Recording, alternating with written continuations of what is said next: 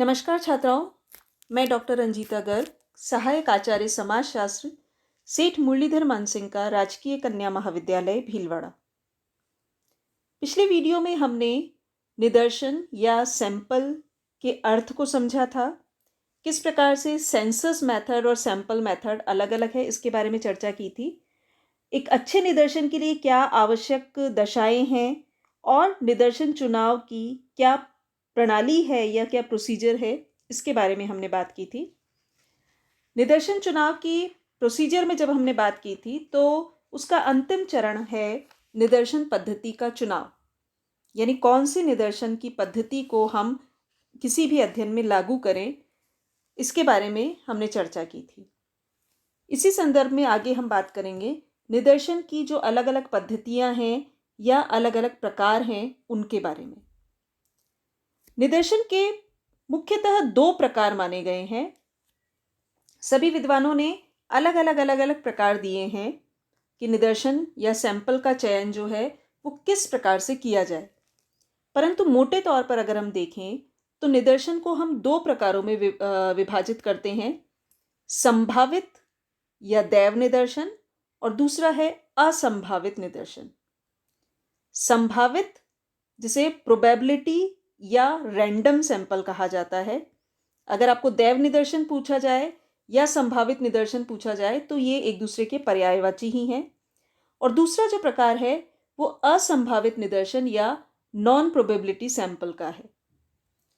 जैसा कि हम नाम से कुछ अंदाजा लगा सकते हैं, संभावित निदर्शन यानी संभावना वाला, अर्थात ऐसा निदर्शन जिसमें समग्र की प्रत्येक इकाई के चुने जाने की पूरी संभावना हो।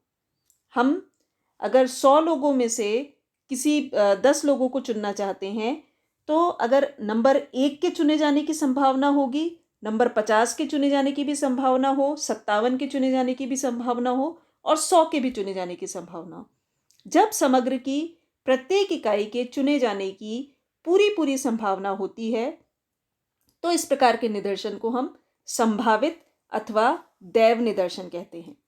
जहोदा एवं अन्य जो हैं वो इस संदर्भ में कहते हैं कि संभावित निदर्शन की अनिवार्य विशेषता यह है कि कोई भी जनसंख्या की प्रत्येक इकाई के लिए निदर्शन में सम्मिलित होने की संभावना की गणना कर सकता है।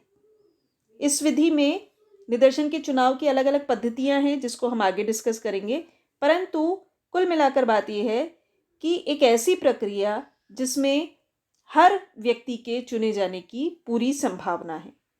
जबकि असंभावित निदर्शन का वो प्रकार होता है जिसमें किसी अन्य आधार पर हम निदर्शन को चुनते हैं। निदर्शन की इकाइयों का चुनाव अनुसंधानकर्ता की इच्छा या आवश्यकता पर निर्भर करता है। इसमें संभावना एवं संयोग का महत्व नहीं होता, इसी कारण हम इसे असंभावित निदर्शन कहते हैं। इसमें निदर्शन की इकाइयों का चयन जो है वो अनुसंधानकर्ता की अनुसंधान की रिक्वायरमेंट पर डिपेंड कर सकता है, उसकी सहूलियत या कन्वीनियंस पर डिपेंड कर सकता है और उसकी इच्छा पर भी निर्भर कर सकता है। इसमें हर इकाई के चुने जाने की संभावना नहीं है। अगर 1 से 100 लोग हैं और अनुसंधानकर्ता 1 को चुनना चाहता है, 1 के बाद 15 को चुनना चाहता है, 17 को चुनना चाहता है, तो ये उसके अपने ऊपर डिपेंड करता है।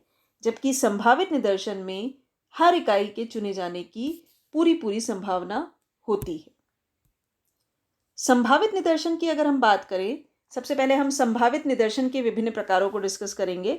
संभावित निदर्शन या दैव निदर्शन, इसमें बहुत सारी ऐसी विधियां हैं जिसके माध्यम से हम हर व्यक्ति के चुने जाने की पूरी संभावना को बनाए रख सकते हैं। मोटे तौर पर संभावित निदर्शन के 3 प्रकार बताए गए हैं: साधारण अथवा सरल दैव निदर्शन, सीमित दैव निदर्शन और अन्य दैव निदर्शन। यानी किस किस प्रकार के निदर्शन हो सकते हैं संभावित या दैव निदर्शन में। साधारण दैव निदर्शन जो है उसके लिए जहोदा और अन्य कहते हैं कि एक सरल दैव निदर्शन का चुनाव ऐसी प्रक्रिया से किया जाता है जो न केवल समग्र की प्रत्येक इकाई को निदर्शन में आने का समान अवसर दे, बल्कि इच्छित मात्रा में तत्वों के प्रत्येक संभावित समन्वय का समान रूप से चुनाव भी करे। यानी तत्वों के जितने भी संभावित समन्वय हैं उन सबको चुने जाने की समान संभावना इसमें होती है। गुडे और हार्ट कहते हैं कि दैव निदर्शन में समग्र की इकाइयों को इस प्रकार क्रमबद्ध किया जाता है कि चयन प्रक्रिया उस समग्र की प्रत्येक इकाई को चुनाव की समान संभावना प्रदान करे। तो साधारण दैव निदर्शन कुल मिलाकर एक सर्वाधिक प्रचलित पद्धति मानी जाती है निदर्शन की। इस विधि का महत्व इस दृष्टि से भी है कि संभावित निदर्शन की अन्य विधियां भी निदर्शन के अंतिम चुनाव में इसी विधि का प्रयोग करती है। यानी आप अलग अलग तरीके से निदर्शन करें तो भी कई बार हम लास्ट में इसी विधि के माध्यम से, साधारण दैव निदर्शन के माध्यम से हमारे फाइनल सैंपल को चुनते हैं। क्या क्या आवश्यक दशाएं हैं साधारण दैव निदर्शन की? पहली बात तो यह कि समग्र की इकाइयां इसमें स्पष्ट होनी चाहिए, उनकी एक पूरी सूची हमारे पास तैयार होनी चाहिए। इकाइयों का आकार लगभग समान होना चाहिए। इकाइयां एक दूसरे से स्वतंत्र हो, यानी कोई डायरेक्टली या इनडायरेक्टली किसी दूसरी इकाई को प्रभावित ना करे। निदर्शन चयन की विधि भी स्वतंत्र हो, उसमें कोई पक्षपात ना हो। अध्ययन की प्रत्येक इकाई तक आपकी पहुंच संभव हो। ऐसा ना हो कि 1 से 100 लोग तो आपने ले लिए लेकिन उनमें से 20 लोग ऐसे हैं जिन तक आप पहुंच ही नहीं सकते, तो वहां पर अगर दैव निदर्शन में उनके नाम चुन भी लिए जाएंगे तो वो व्यर्थ है। चुनी हुई इकाई को ना तो छोड़ा जाए और ना ही उसकी जगह किसी और को लिया जाए। ये साधारण दैव निदर्शन की प्रमुख शर्तें हैं। अब हम बात करेंगे साधारण दैव निदर्शन में कौन कौन सी विधियों के द्वारा हम सैंपल का चुनाव कर सकते हैं। तो 4 प्रमुख विधियां इसकी मानी जाती है: लॉटरी मेथड, कार्ड या टिकट मेथड, टिपिट मेथड और ग्रिड मेथड। इन 4 पद्धतियों के माध्यम से हम एक निदर्शन का चुनाव कर सकते हैं साधारण दैव निदर्शन के अंतर्गत। सबसे पहले हम बात करेंगे लॉटरी विधि की। लॉटरी विधि जो है, इस विधि में समग्र की सभी इकाइयों के नाम या नंबर कागज के छोटे छोटे टुकड़ों पर लिखकर उन्हें मोड़ दिया जाता है। इन सभी कागज की चिट्ठों को किसी बर्तन में, बॉक्स में या किसी बैग में डाल दिया जाता है, अच्छे से मिक्स किया जाता है और उसके बाद कोई निष्पक्ष व्यक्ति या आंखें बंद करके आप स्वयं उस कागज या चिट को निकाल सकते हैं। सपोज आपको 100 स्टूडेंट्स का अध्ययन करना है, कुल मिलाकर आपका जो यूनिवर्स है वो हो सकता है 5000 का हो, तो 5000 में से अगर आपको 100 बच्चों को चुनना है तो 5000 बच्चों के नाम या उनके रोल नंबर्स या कोई और नंबर जो आप उनको देना चाहें, उस नंबर के माध्यम से एक लिस्ट बनाई जाती है। उस लिस्ट से पर्चियाँ बनाई जाती है जिन्हें फोल्ड करके आप किसी बाउल में, किसी बर्तन में, बॉक्स में डाल सकते हैं और उसके बाद उन्हें मिक्स करके हम 100 बच्चों के नाम निकाल सकते हैं। जैसा कि आपको इस पिक्चर में शो हो रहा होगा कि कांच के बाउल में अलग अलग कलर्स का ये मतलब नहीं है कि वो अलग अलग पहचान के लिए बनाए गए हों। वो सब फोल्ड हैं और उनमें से जितने भी आपके रिक्वायर्ड सैंपल है, साइज ऑफ सैंपल जो है उसके आधार पर आप पर्चियाँ निकाल सकते हैं। ये जो आपको एक झूले जैसा शेप दिख रहा है, इस प्रकार के मेथड का भी इस्तेमाल किया जा सकता है, जिसमें कुछ जो ये बाउल्स, जो छोटी छोटी बॉल्स हैं, इनको कुछ नंबर डाला गया है उन पर और इनको जब रोटेट किया जाएगा तो जो जितना रिक्वायर्ड नंबर है आपका, जो बॉल्स उसमें से निकल कर आती हैं उतने नंबर्स को आप सैंपल में शामिल कर सकते हैं। तो ये लॉटरी विधि एक ऐसी विधि है जिसमें हर इकाई के चुने जाने की पूरी संभावना है। किसी भी कलर की बॉल, किसी भी नंबर लिखी हुई बॉल यहाँ पर नीचे आ सकती है। कोई भी व्यक्ति जिसके नाम की चिट इसमें डाली गई है, तो हर व्यक्ति या हर इकाई के चुने जाने की यहाँ पर पूरी संभावना है। तो ये लॉटरी विधि है जिसके माध्यम से हम दैव निदर्शन कर सकते हैं। दूसरा है कार्ड विधि। कार्ड विधि में किसी मोटे पेपर पे, कार्ड पे या टिकट पर इसी प्रकार से जैसे लॉटरी विधि में किया जाता है उसी तरीके से कार्ड प्रणाली और लॉटरी विधि में ज़्यादा डिफरेंस नहीं है। उसमें भी नंबर लिखे जाएंगे। उसे किसी ड्रम में डाला जा सकता है, जैसे इस पिक्चर में आपको दिख रहा है एक हैट के अंदर कुछ नंबर्स डाले गए हैं। तो आपको सपोज़ 50 बच्चों में से 15 को चुनना है, तो आपने रोल नंबर या उनका जो भी सीरियल नंबर है वो 1 to 50 वो अलग अलग कार्ड्स पर लिख दिया। उसके बाद उसे हैट में डाल दिया और मिक्स कर दिया और उसके बाद 15 कार्ड्स निकाल लिए। यहाँ ज़्यादातर इन्हें फोल्ड नहीं किया जाता। एक बेसिक डिफरेंस जो लॉटरी विधि और कार्ड विधि में माना जाता है वो ये है कि लॉटरी विधि में आंखें बंद करके चिट्टे निकाली जाती है, कार्ड विधि में खुला भी रख सकते हैं और कुछ चिट्स को हम निकाल सकते हैं। ये लगभग दोनों एक ही जैसी विधियां हैं, डिफरेंस है बस इनकी चिट्स का और कार्ड्स का या टिकट्स का। तीसरा है आपका टिपिट मेथड।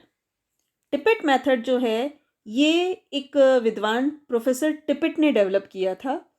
उन्होंने 4 अंकों वाली 10,400 संख्याओं की एक सूची बनाई थी। जैसा कि आप इस पिक्चर में देख रहे हैं कि सब जो नंबर्स हैं ये सब 4-4 डिजिट के नंबर हैं, परंतु उल्टे पुल्टे हैं। दूसरी बात कि ये नंबर कहीं पर भी रिपीट नहीं होंगे।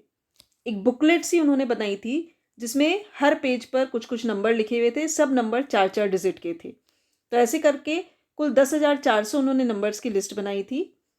अब अगर आपको इनमें से टिपेट मेथड, सपोज आपका यूनिवर्स बहुत बड़ा है, 10,000 लोगों का आप अध्ययन कर रहे हैं, तो उसमें ये विशेष रूप से यूज़फुल हो सकता है कि आप टिपेट मेथड में कोई भी एक पृष्ठ खोलकर उसमें से या तो प्रथम 30 संख्याओं को नोट कर लें और जो कोई भी पृष्ठ जब आपने खोला, सपोज आपने ये वाला पेज खोला जिसमें 2952416726700560 ये नंबर्स आ रहे हैं, तो उसमें आप चाहें तो इस पूरे पेज को ले सकते हैं। 10,000 में से ये नंबर जिन जिन को एनरोल्ड होंगे उन व्यक्तियों को आप अध्ययन के लिए चुन सकते हैं, या फिर आप आंख बंद करके किसी एक पर पेंसिल या फिंगर रखें, उसके बाद दूसरे पर रखें, उसके बाद तीसरे पर रखें। जिस जिस पर आप रखते जा रहे हैं उनको मार्क करके आप उन नंबर्स के लोगों को अध्ययन के लिए चुन सकते हैं। अगर, क्योंकि ये 4 डिजिट का है, अगर आपका जो यूनिवर्स है वो छोटा है, सपोज आपको 20 लोगों को या 30 लोगों को ही लेना है, तो भी हम इसका प्रयोग कर सकते हैं कि आप इसके लास्ट की जो 2 डिजिट्स हैं उसको चुन लें। अगर वो लास्ट के 2 डिजिट रिपीट हो रहे हैं, जैसे सपोज फर्स्ट नंबर 2952 है और इसी पेज पर कोई नंबर 3952 भी हो, तो अगर आप लास्ट के 2 डिजिट 5252 ले रहे हैं तो वो कॉमन हो जाएंगे, तो वहाँ पर आप उसकी जगह अगला नंबर भी चुन सकते हैं। तो ये टिपिट मेथड है। ये भी जो प्रक्रिया है इसके अंतर्गत भी सभी इकाइयों के चुने जाने की पूरी संभावना है। यहाँ ऐसा नहीं है कि आप किसी इकाई को चुनेंगे और किसी को नहीं चुनेंगे। आप अपनी मर्जी से इकाइयों का निर्धारण नहीं करेंगे, बल्कि इकाइयों के चुने जाने की पूरी संभावना को बनाए रखेंगे। इसके बाद ग्रिड मेथड का इस्तेमाल किया जाता है। इसका मेथड विशेष रूप से किसी भौगोलिक क्षेत्र के चुनाव के लिए किया जाता है। जब हमने पिछले वीडियो में अध्ययन की इकाइयों की चर्चा की थी, तो अध्ययन की इकाइयों में भौगोलिक क्षेत्र के आधार पर या अलग अलग आधार पर, व्यक्ति के आधार पर, परिवार के आधार पर हमने उसे देखा था। तो भौगोलिक क्षेत्र के आधार पर यदि किसी नगर, प्रदेश या किसी पर्टिकुलर क्षेत्र में से कुछ इकाइयों का चयन करना हो, तो सबसे पहले उस इकाई का एक नक्शा तैयार किया जाता है। यानी किसी नगर का नक्शा, किसी स्टेट का नक्शा या किसी पर्टिकुलर वार्ड का नक्शा, वो नक्शा बनाया जाएगा। इस नक्शे पर ये ग्रिड प्लेट जो है इसे रखा जाता है। ये जो आपको दिख रहे हैं ब्लॉक्स बने हुए हैं, रोज है, कॉलम्स है, इस प्रकार का एक ग्रिड बनाया जाता है।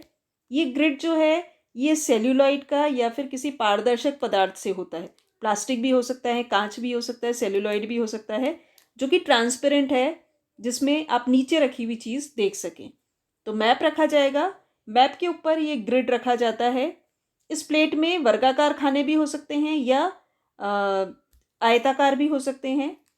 उसके बाद आप जिन पर नंबर लिखे होते हैं, ऐसा पहले से आप तय कर सकते हैं कि निदर्शन में आपको कितनी इकाइयों का चुनाव करना है। अब जब आपने ग्रिड के नीचे मैप रखा हुआ है और आप ग्रिड के ऊपर मार्क करते जाएंगे कि सपोज़ आपने आँख बंद करके एक ब्लॉक पर उंगली रखी, तो उस ब्लॉक का आप चयन करेंगे। उस ब्लॉक में नीचे मैप में जो एरिया आ रहा है उसे आप अध्ययन के लिए चुनेंगे। फिर आप किसी और जगह फिंगर रखते हैं या आँख बंद करके पेंसिल रखते हैं, आप उसको पॉइंट आउट करेंगे। उस एरिया उस ब्लॉक के नीचे जो एरिया आ रहा है उसे आप अध्ययन के लिए चुन सकते हैं। तो इस प्रकार ग्रिड को मानचित्र पर रखकर जितने आप क्रॉस लगा सकते हैं उसे या पॉइंट लगा सकते हैं, वो जो मानचित्र क्षेत्र में मतलब मानचित्र में जहाँ पर वो क्षेत्र आता है उसको हम अध्ययन के लिए निदर्शन का क्षेत्र चुन लेंगे। तो ग्रिड प्रणाली जो है वो बड़े लेवल पर जब हमें भौगोलिक क्षेत्र का चयन करना हो उसके लिए उपयुक्त होती है, परंतु यहाँ पर भी हम प्रत्येक क्षेत्र के चुने जाने की पूरी संभावना को कायम रखते हैं। यानी ग्रिड मेथड के माध्यम से हम सपोज राजस्थान का हमने मैप लिया, उसमें अलग अलग एरिया को अगर आपको चुनना है तो आप जब ये ग्रिड प्रणाली का यूज़ करेंगे तो हो सकता है एक आपका दक्षिणी राजस्थान का क्षेत्र आ जाए, कोई दूसरा पश्चिमी राजस्थान का आ जाए, कोई मध्य राजस्थान का आ जाए। तो अलग अलग क्षेत्र हम यहाँ पर चुन सकते हैं और हर क्षेत्र के चुने जाने की यहाँ पर पूरी संभावना है। अब इस ग्रिड मेथड के इस्तेमाल के बाद अगर उनमें से आपको और इकाइयों को चुनना है, सपोज आपने भीलवाड़ा शहर चुन लिया, राजस्थान में आपने भीलवाड़ा शहर चुना।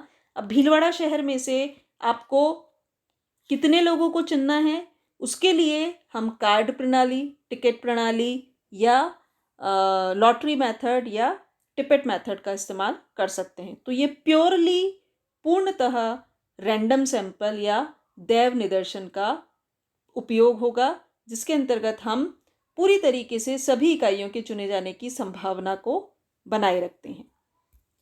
ये वीडियो आपको पसंद आया होगा। धन्यवाद।